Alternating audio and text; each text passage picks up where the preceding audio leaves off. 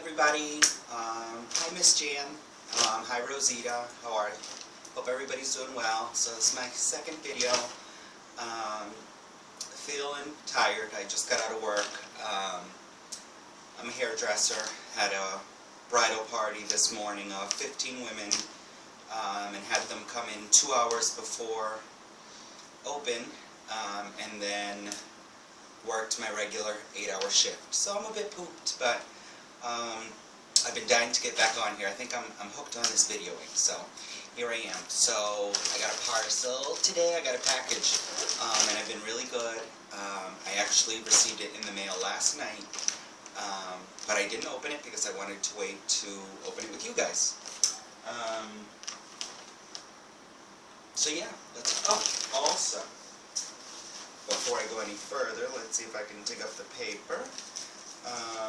By the way, thank you everyone for the beautiful comments that you left in my first video. That was really encouraging. But Miss Sharon of, I believe your YouTube name is Gareth Matthews, had left a question, and it was, when did you learn to knit and crochet? You know, how did you learn?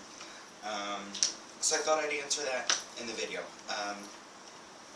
So I believe I was 11 years old, and I remember it was a school vacation, so it was the summer holiday off, and my best friend's mother is a crocheter, and she gave me a hook and gave me some yarn, and she taught me to chain.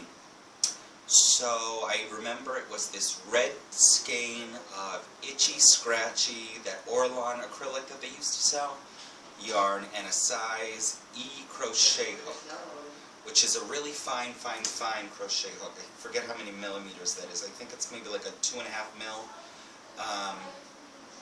So for about 2 months, I practiced making these really long chains. I mean, I must have chained 1,000 chains. I knew nothing what to do with it. All I knew was how to make a crochet chain. And then I went back to her and I said, okay, can you teach me how to make a scarf? And she taught me the double crochet stitch, the way that it's done in the Caribbean and Central America. Now, American crocheters would call it an extended double crochet. So when you pop, so you yarn over, you go into your stitch, you draw up a loop, okay? Now, an American crocheter, or I know in UK you guys call it a treble, you would draw through 2 loops and then draw through the last 2 loops on the hook, and that's your double crochet. Now, the way I was taught, you yarn over, you go into your stitch, you draw up a loop, and now you have the 3 loops on your hook. But instead of yarning over and drawing through 2 loops, you yarn over, draw through 1, then you yarn over, draw through 2, yarn over, and draw through 2. So it makes the double crochet just a smidgen taller. And I crocheted like that for years, and I didn't know any other way. No one in my family knit, no one in my family crocheted. But when I did see other people in my community, being, Caribbean women, Central American women, they all crocheted that way. That was the double crochet stitch.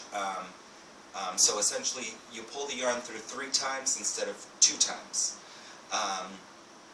And it actually wasn't till about, I want to say 3 years ago, that I discovered the other way to double crochet, where you just draw through 2, draw through 2, and I just switched over to that, and I just don't use the extended double crochet anymore. It just became natural.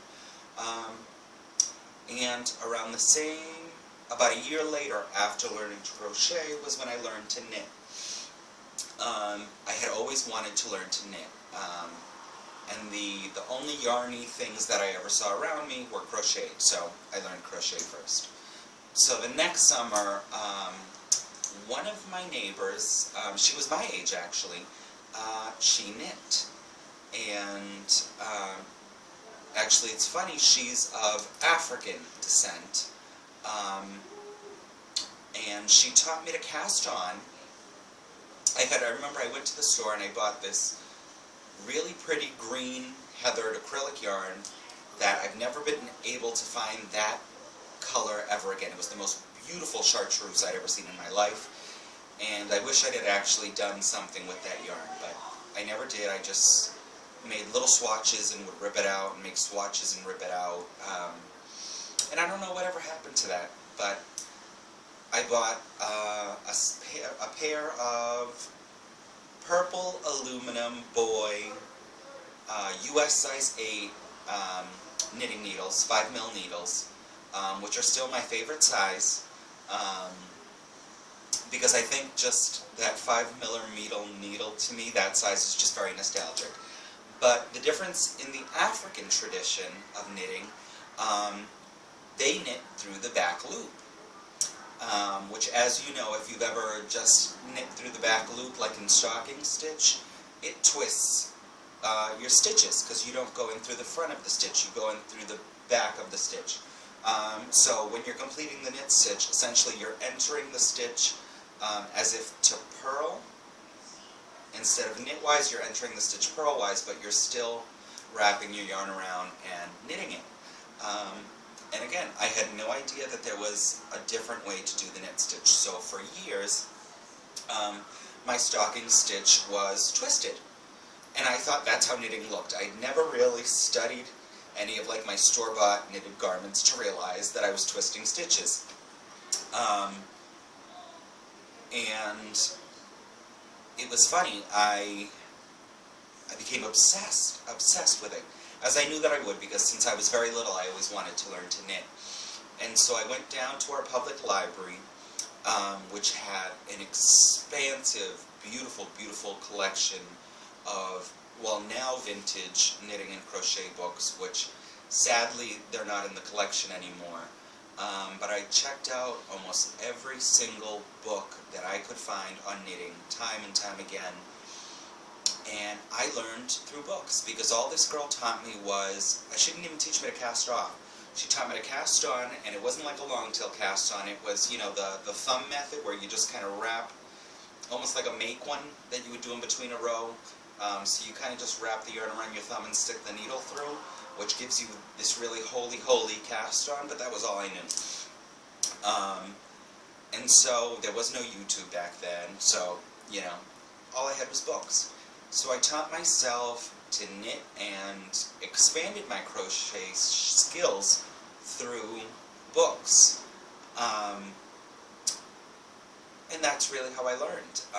And being a male knitter in my culture and society, especially when I was still, you know, a newbie, you know, so the early 2000s, because that was 1998 when I first picked up my first crochet hook. Latino men did not knit. I remember I was sitting on my porch once and I was crocheting away, and my grandmother said, "What are you doing?" And I said, "I'm crocheting." And she said, "Get in the house, the neighbors are going to see you." And looking back, that was the stigma, and I'm so glad that so many guys now knit and crochet. Thumbs up to us, because yeah, we're happy hookers and great knitters too. And that's changed over time, thank God. My family's accepted it. They all love knitted and crochet gifts. But yeah, I mean, there was definitely a stigma, I remember, in my early years. So my knitting was always very hidden and very private. And so I had no choice but to learn through books, because it wasn't considered acceptable to ask a woman to teach me how, because it wasn't something men did. So that's how I learned to knit and crochet, and I thank God that I did, because knitting and crochet make me happy. It's what I love. It's my passion. I'm a hairdresser professionally, but when I'm not cutting hair and coloring hair, I'm knitting and crocheting. So they're my two passions. And I just look at it as yarn is animal fiber and hair is human fiber. It would be kind of creepy if somebody spun human hair into yarn, but I'm sure someone has done it. And that would be very interesting to see. But I'm not going to be the first one to experiment with it. So, let me start out with the package, because I really want to open it. Like I said, I was really good. So I had told you guys last week I was feeling really kind of bummed and down. Been struggling a little bit with my depression lately. And so I broke my yarn ban last weekend. Like you guys saw in the previous video, I had gone to one of the big box stores because I had some great coupons, and I went on a yarn binge. And I mean binge. And it didn't stop at the shop. I got my credit card out, and I got online, and I started shopping. So I put an order through on Wool Warehouse, which is based out of the UK, and they're fabulous. They're just like Daramore's in the UK, which I've ordered from them several times before as well, as well with Wool Warehouse. And I kid you not, every time I've ordered has been a Saturday night in the States, and the following Saturday the packages are at my door. So I don't know who's in charge over at Daramore's and Wool Warehouse, but they're on top of things, and I love them for it. They're fabulous, and to ship to the United States, they are so cheap. Okay, like unbelievably cheap.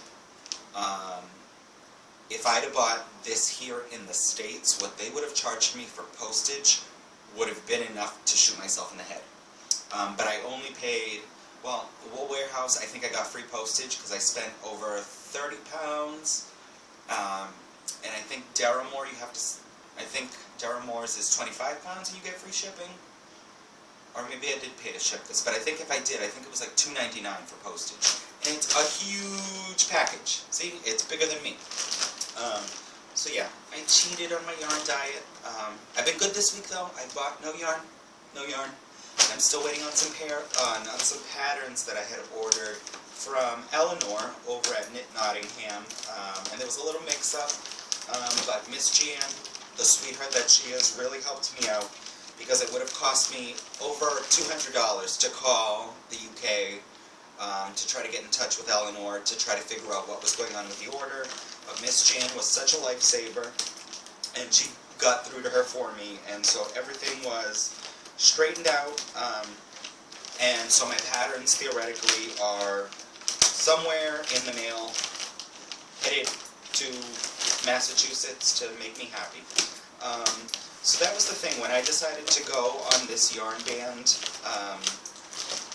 this summer, because my stash, like I told you before, I feel like it's out of control. Miss Jan laughed and said it's nothing, because I did send her a photograph of what my stash looked like. And essentially it covers, I'm sitting on a queen-size bed, but it's about 4 balls high, and it completely covers my entire full-size bed. And for me, that's just way too much yarn. But it is what it is. So I ordered more yarn. But, so like I was saying, I got off track there, but when I started this yarn band, I said, I can buy knitting and crochet stuff, but I will not buy yarn. Well, I bought yarn. You guys saw that I bought yarn, and I bought more yarn. So, boy did I get yarn. I got a huge bag of yarn, because it was on sale. And I'm really excited, really excited, because I know you guys say you hear us talk about our American yarns, and they're so different for you, Miss Jan, but I love your yarn, the yarn that you guys can get that we can't. We're totally starting to get way more double knit, which I'm so thrilled about. Here in the States, they just call it a number 3 light, but it's double knit yarn, you know. But yeah, so I got some, this is the Hayfield Bonus DK, and I got 2, 4, 6 balls of this. It was all on sale, by the way. I didn't pay full price. I was not a bad boy. It's an 100-gram ball, and it's 100% acrylic. And it's their Bonus DK Extra Value, and it's this gorgeous white with like black flecky bits. Now, being a hairdresser, we do have a dress code at work, and, you know, typical hairdresser uniform. It's all black, but my company is very nice, and they allow us to wear black and or white, or both together. So most of the time, the things that I make for myself, because honestly, I work 12-hour shifts, almost 6 days a week most of the time. I live in black, which I don't like black. My favorite color is blue. I love purple. I really love color. But everything that I knit for myself tends to be either white, black, or white and black. My crochet for myself, again, because it goes with what I wear.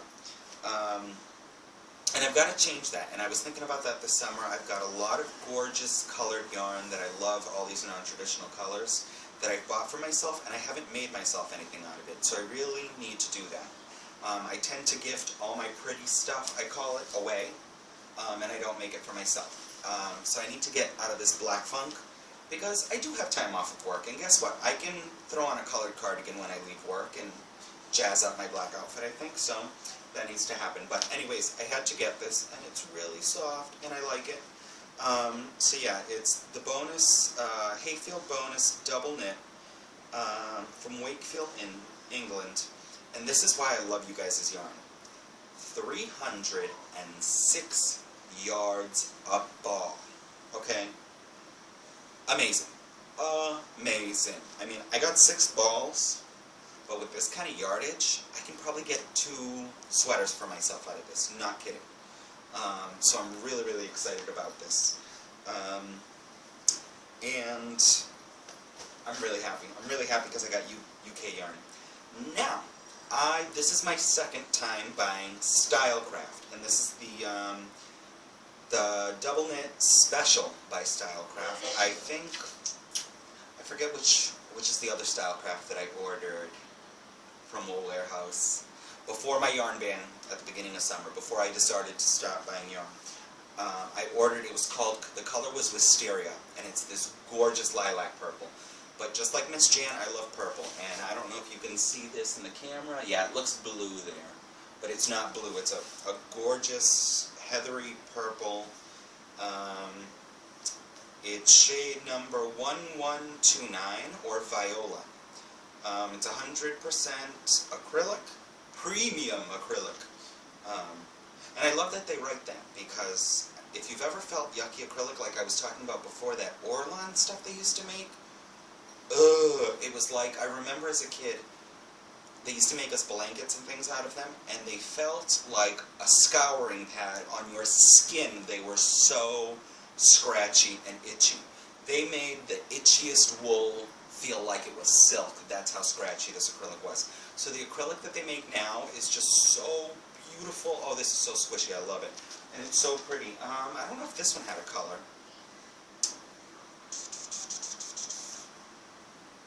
Nope, just a very uninspiring name. Shade 0931.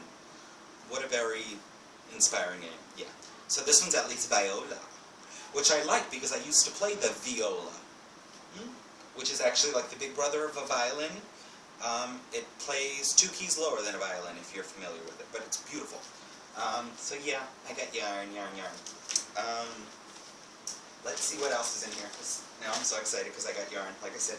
And I love, they send these like big organza bags. Like awesome, like really nice project bags. And they're not like the cheap organza bags that we get here in the States that a knitting needle would like perforate it and destroy it. So yeah, you guys buy your fancy project bags, I recycle. I also got a tube.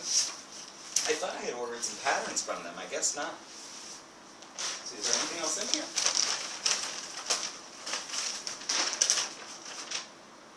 Nope, just the receipt from Wool Warehouse. Let's see. Oh! Yeah, $2.99 for postage. £2.99. So roughly, I think that's like $4.50 US from the UK. Like, are you kidding me? They are giving their postage away. Okay, they're giving it away. I'm sure they took a huge hit on this because this was a huge package. There's no doubt in my mind, but I love you, Wool Warehouse. Thank you for being so affordable.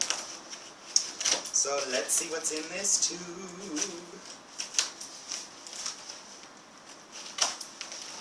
Talk amongst yourselves.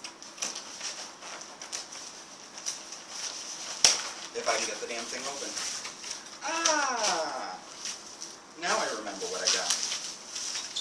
So remember in my last video I was telling you guys it's really hard to find the 40 centimeter knitting needles here in the States. They just don't make them here.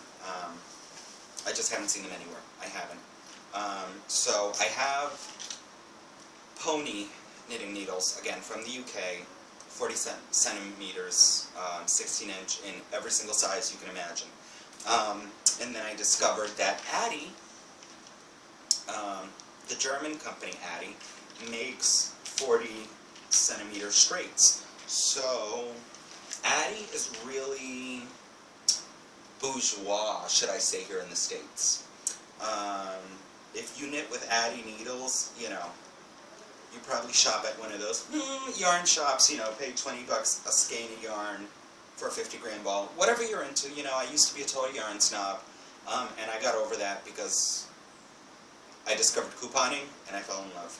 But not to put down expensive yarn. I mean, I love expensive yarn and I think it makes beautiful gifts, and I still do occasionally buy it, but yeah, I like my cheap and cheerful acrylic. So yeah. So these are a size 5.5 and a 3.75 mil. So 5.5, that's a US 9, and 3.75 is a US 5. And I shouldn't have ordered these, and I'll tell you why. So I had discovered these a while before, and like I said, I wasn't banned off of buying knitting stuff, so I had bought a pair before, and I hadn't used them yet. But I found a really cute Intarsia chart for the Batman logo on Ravelry, which is free, and I'm trying to design a little pullover for my son. He loves Batman, so I wanted to do the Batman logo, you know, the yellow logo on a black sweater. You know, just a basic pullover, you know, a jumper you'd call it in the UK, with yellow cuffs and yellow, you know, yellow ribbing. I thought that would be fun with the yellow Batman logo right on his chest. So I've been swatching for that, and so I tried my first pair of Addis. I gotta say, I'm not impressed. They're gorgeous metal needles, don't get me wrong. I need metal needles, you know. I have to use metal, I have no choice. They're the best material for me. They give me the best result. But I don't know what it is about their engineering. It seems like there's a little jog from the tip of the needle to where the true shaft of the needle is.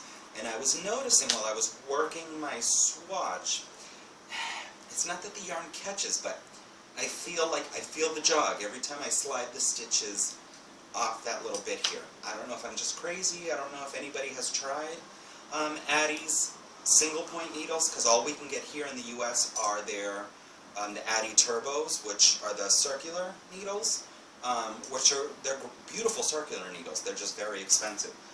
So let me laugh in your face at that too, because like I said, you have to be very bourgeois in the US to be able to afford Addi needles, because I think like one pack of just one circular Addi needle is almost $20 US, so that would be about 40 pounds.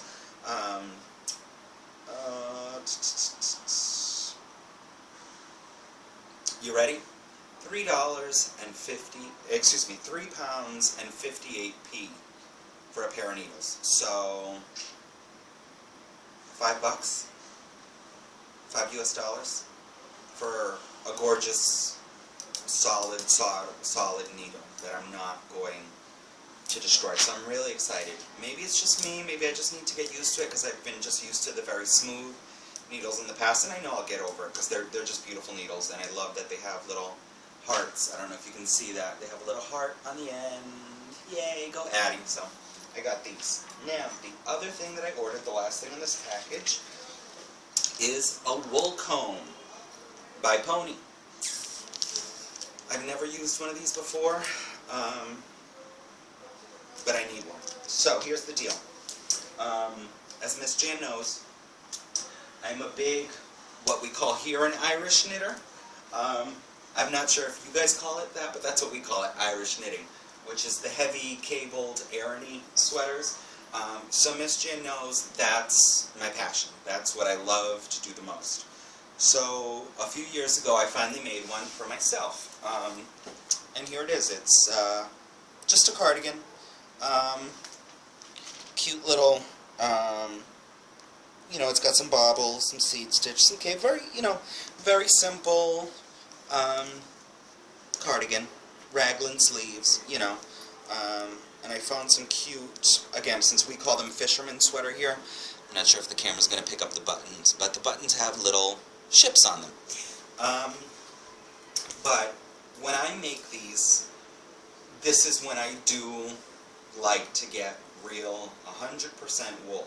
Not that smelly, unscoured stuff. I know it's traditional, but if I'm going to take the time to knit someone a Aran sweater, it's going to be in wool. It's just a preference. But from wearing it from all these years, like under the sleeves, I've got a bunch of what we here in New England called woolly bears, and it's pills on the yarn. Yarn pilling, I guess it's called, when the yarn pills. So I'm hoping that using this wool comb by Pony, I'll be able to get the woolly bears off. Because I love this sweater, and I've had it for, I think I made it for myself 5 or 6 years ago. St. Patrick's Day is really big business here in New England. We have a very beautiful old Irish community that came here over 100 years ago. The girls worked the mills, the men built the roads. It was, you know, so the tradition here in New England, especially in where I'm at, the Worcester and the Boston area, is very pro-Irish, and I love you people, and I love you Northern UK people, because, like I said, I'm obsessed with your knitting traditions. So St. Patrick's Day is a big deal here. It's really big. We celebrate the entire week of St. Patrick's Day. We have parades, we do a lot of drinking, a lot of, you know, we have some fun. But if you go to the parade, you gotta wear green, and you gotta wear what we call an Irish knit, an Irish sweater, you know, which I've now learned is an Aran cabled sweater. Well, this isn't a sweater, this is technically a cardigan because it doesn't go over my head. Sweater, cardigan, it's not the same thing, but here in the US they do use the terms interchangeable. So I finally made one for myself, and after 5 years, it needs some TLC because it's been loved and worn a lot, and I need to spruce it up. And I should probably soften it. The wool feels a little itchy, but that's okay. I made this in Peyton's Classic Wool, but this is to prove. I mean, this is a 5-year-old cardigan. 5-year-old cardigan. It was only washed once. I'm not disgusting or anything, just these aren't meant to be laundered the way, you know, and I don't wear it often enough that I feel like I need to launder it as often, but obviously it has to be hand washed because it's not superwash wool, but yeah, I have to launder this by hand, so I'm going to wash it, reblock it, and hopefully try to get those pills off without damaging it. I'm kind of discouraged. I told you guys I was going to try to finish that sweater tee by Thursday. It didn't happen. I kind of went off my knitting this week. I'm not sure what's been going on with me. I'm kind of in a funk. So the last time we talked, here it is. The last time we talked, I hadn't made the neck hole yet. There's the neck hole.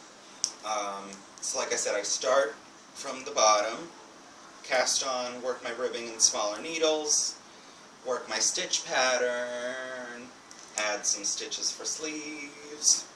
You know, this is going to be a t-shirt, so it's short-sleeved.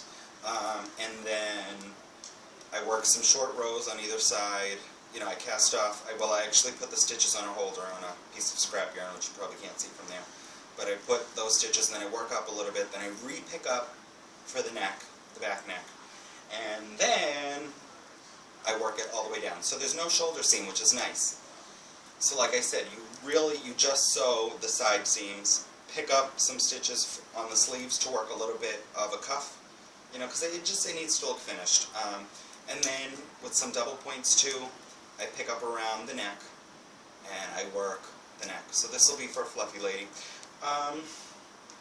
And I don't know why I haven't finished it. I mean, if you look at that, it looks a little more severe in the photograph, but I only have about 3 inches left on the larger needles before I start the ribbing and can cast it off. So I need to get my ass in gear and do that.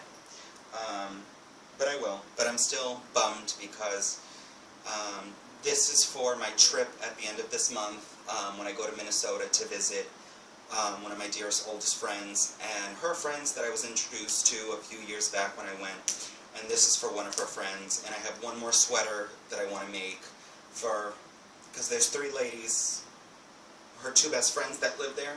So my best friend and her 2 best friends. And I wanted to make something for all of them.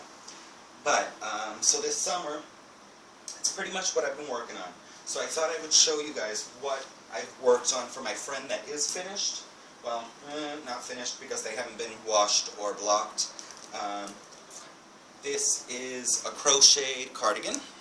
I don't know if you can see that. Really simple cardi. I just gotta wash it, block it, and sew on some buttons.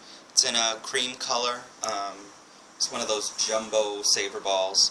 Really, some, you know, no pattern, just off the top of my head. Front post, back post, ribbing. You know, simple ladies' cardi. She'll love it. It's cute. It's super warm. It's super thick. It's nice and stiff. So it'll be good for the Minnesota winters.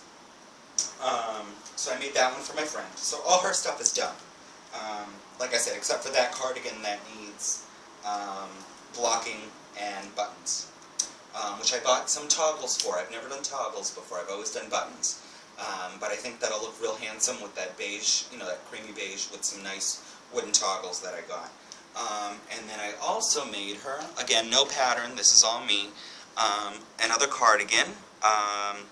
And the color looks terrible, but this is a Scotch & Meyer extra fine merino wool that was actually gifted to me. And it's a broomstick lace cardigan. It's about a 4-ply yarn, so about a US fingering. Plain yoke, just some simple gold buttons, plain sleeves. But yeah, the body of the sweater is all worked in broomstick lace. Let me turn it around so you can see the back. But yeah, again, no pattern, just off the top of my head. It almost looks black in the camera, but it's not black. It is a beautiful purpley eggplant, which is her favorite. She loves purple. I love purple. You know, it's just a great color. Also, I was telling you guys before that she's a shawl girl. She's a shawl queen. So I did do a virus shawl for her this summer, which everybody's making the virus shawls now. I do a little different edging for the virus shawls because the chart and the written instructions don't like have a finished edging for the virus shawl, and I just think it looks unfinished, so I put an edging on mine. So I don't know if the camera will pick up. I just do like a little scalloped border, you know, just to finish it off. I think it just gives it a nicer edge. That's me.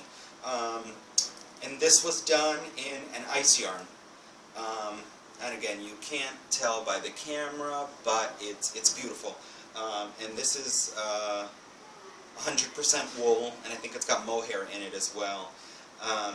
But it's just beautiful shades of purple and pink and lilac and almost like a pewter blue. And for wool, it's just, oh, it's so soft. You wouldn't think that it was wool. And I also made her, if you guys are familiar with Miss J of J's Knit and Pearl Jam, I followed one of her videos. I don't remember what the name of this little shawlette is, I think maybe she called it like her crescent moon shawl or something. So it's just like a little shawlette. Yeah, see there you can see pretty true to color, but a little bit more purple. So it's just like a little shawlette that she designed. She did hers in heavier yarn, so mine is smaller than hers. But I thought this would be cute. You know, I see everybody doing this now with the shawlettes, and I thought she could do this. And it'll be super warm, even though it's holy holy. It's 100% alpaca. And this was from one of my first ice yarn purchases 3 years ago, I think. Miss Jan, you got me buying that ice. Oh, so yeah, I made that for her. So like I said, I just got to finish the green one, and then I can't wait to start a blue sweater. I'm thinking of making the next one in crochet because it's going to go a lot faster.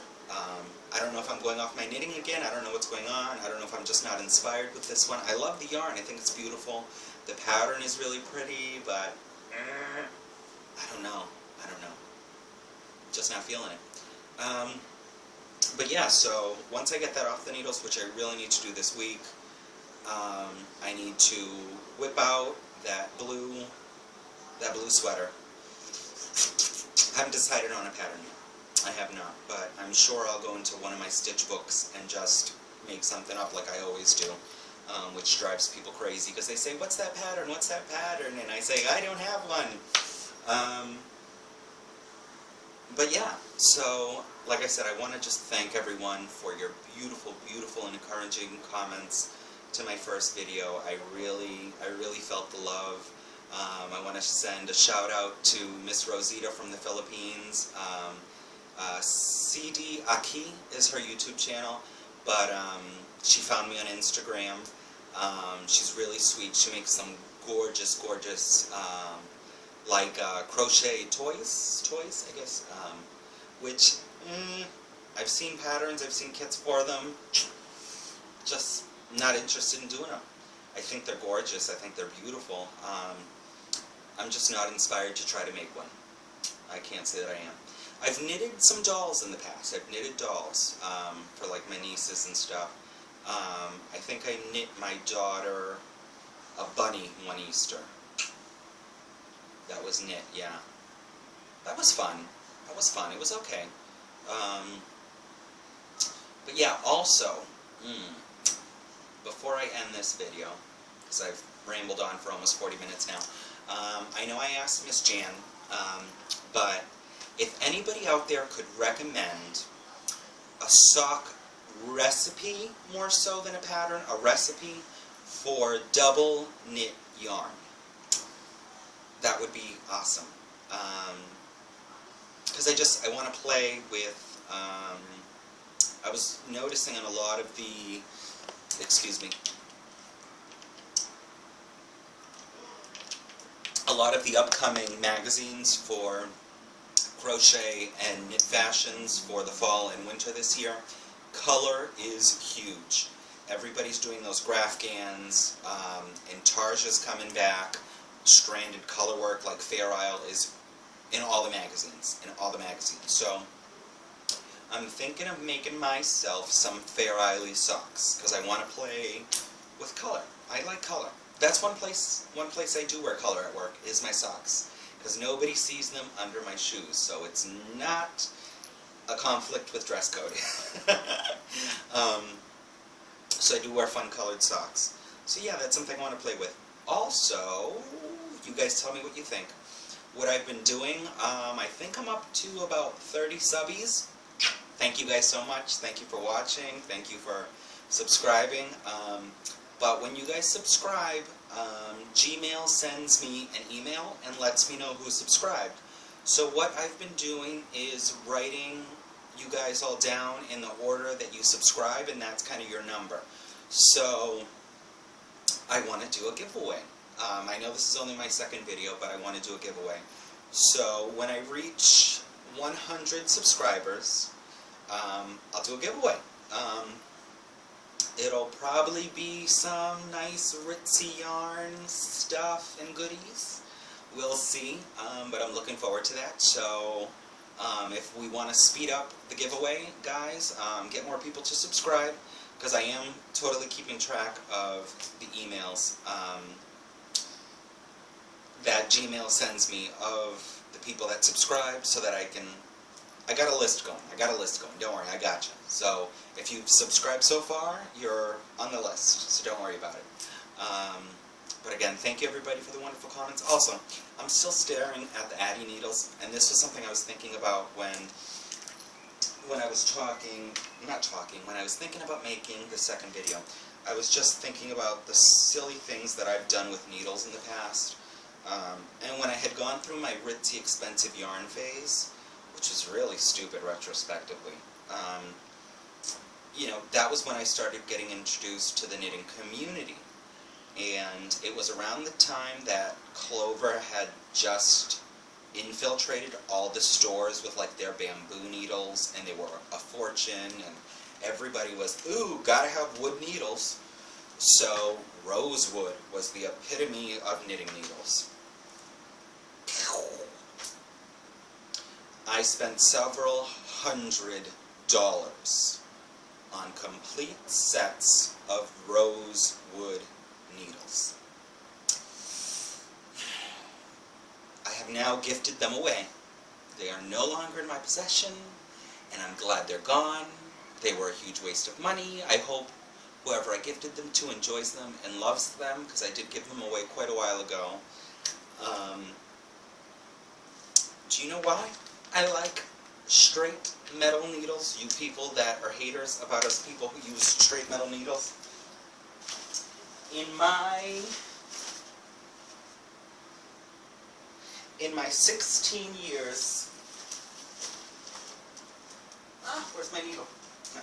In my 16 years of knitting and crochet, I have never, ever, ever broken a metal aluminum needle.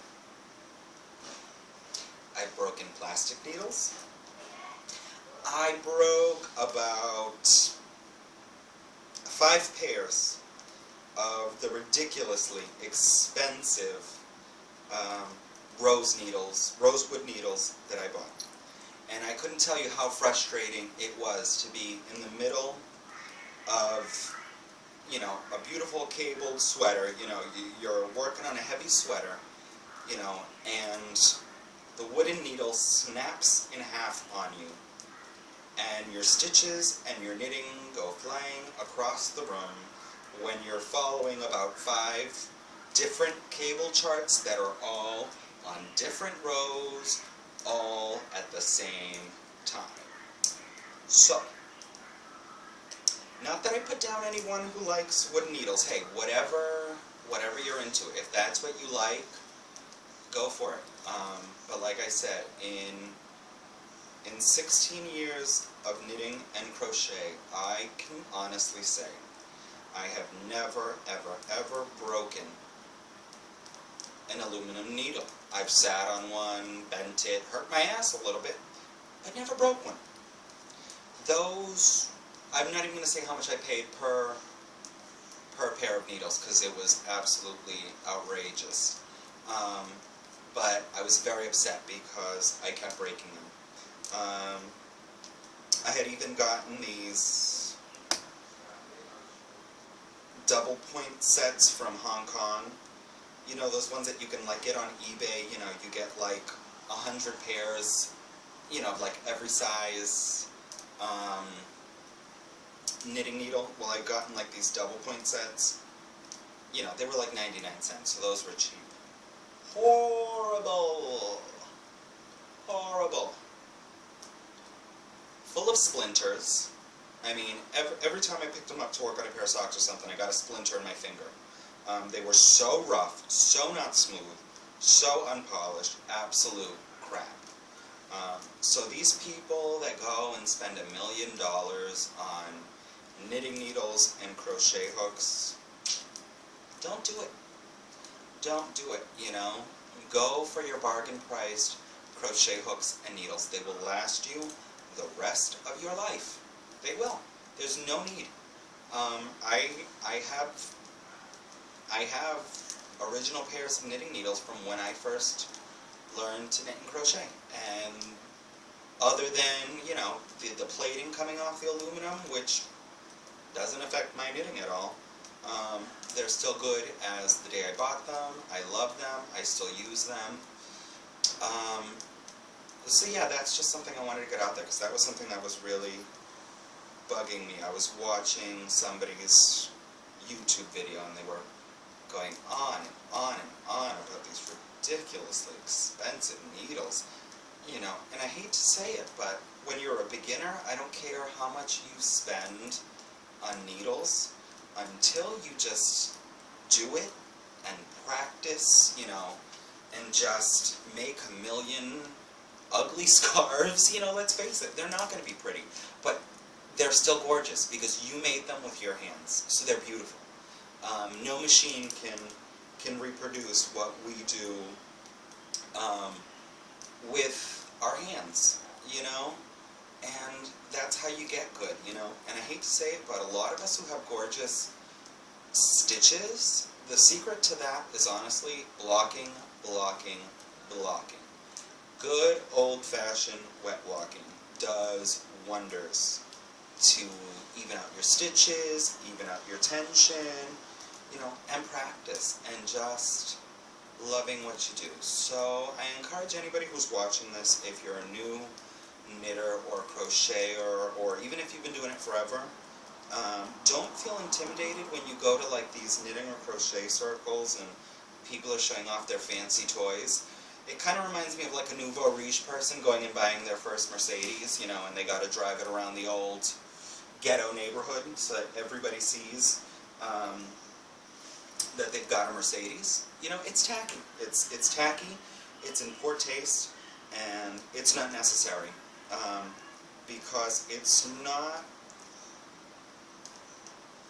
about the hooks, it's not about the needles, it's about your relationship with them. Again, if you found an expensive set of hooks and needles that you absolutely love, go for it. I'm not anybody to knock you. That would just be stupid of me.